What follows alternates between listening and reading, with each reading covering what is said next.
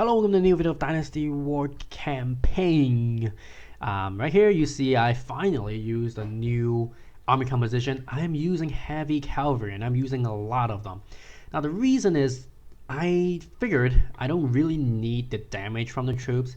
Really I'm relying on the passive heroes, mainly Ghostfire and Crescent. So I don't really need troops, and Tiger Warriors are strong, very expensive. So I'd rather let's try using tanky troops just for tankiness, because I just need, I need more targets, more HP to soak up the damage from the structures. I don't really need the troops to do damage, and that is the main reason why I'm taking, I think I took like 16 heavy cavalry. It's a pretty big waste because they are really useless other than taking the damage. And honestly, that's what they're for. And I think in this very first clip, they did a pretty good job. They basically all died. Both of my passive hero, Crescent and Ghostfire, are very healthy. They're alive and doing the passive thing. And that's all that matters.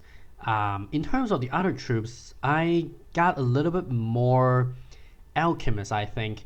Which I think in this video, in the 3 clips in this video, I used the same composition, but then I changed it later, because the alchemists, although they are very strong, they're not very useful because they just get taken out by the Dragon Canyon very quickly. As I've repeated many times, the Dragon Canyon, these bases are unreasonably strong compared to the other stuff. So meaning if you just want to use alchemists and healers to do it, it's not going to work too well.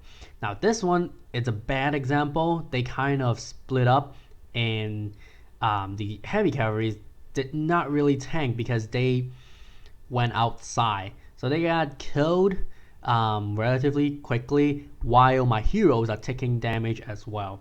So I think this one didn't went too well in terms of the survivability of the troops, in terms of economic, basically, because I have to retrain all the troops. However, I think the next clip is the worst, and that is why I'm changing this. But even Everything Dies is a much cheaper army to make, because I'm just not using that many Tiger Warriors. I'm using more heavy cavalry. Heavy cavalry is a much cheaper troop, and I'm trying to sacrifice the hero's health compared to the troops, because hero health is free. You just have to wait until they regenerate. Since I have to I need time to make my troops anyways.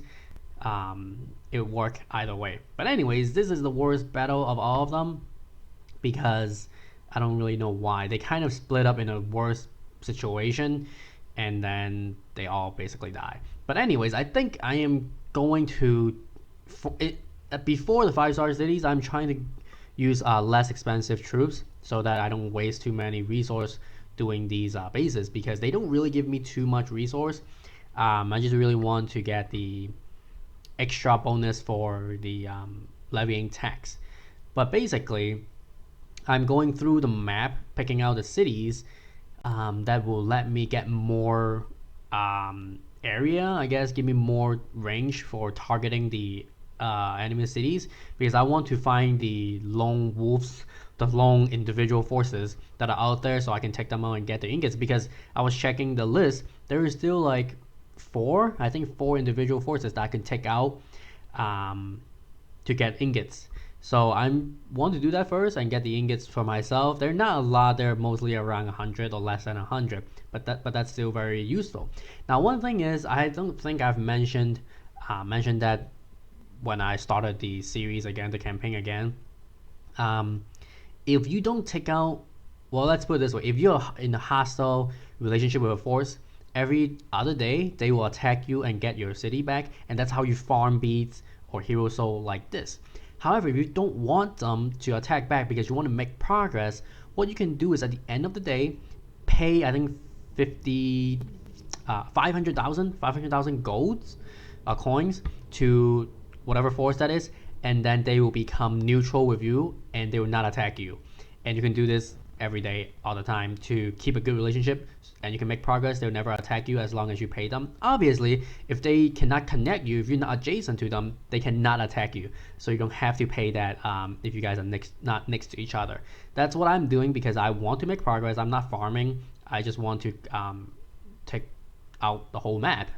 And that is why I have to do that at the end of the day. But anyways, this is it for this video. I'll see you guys in the next one. Bye bye.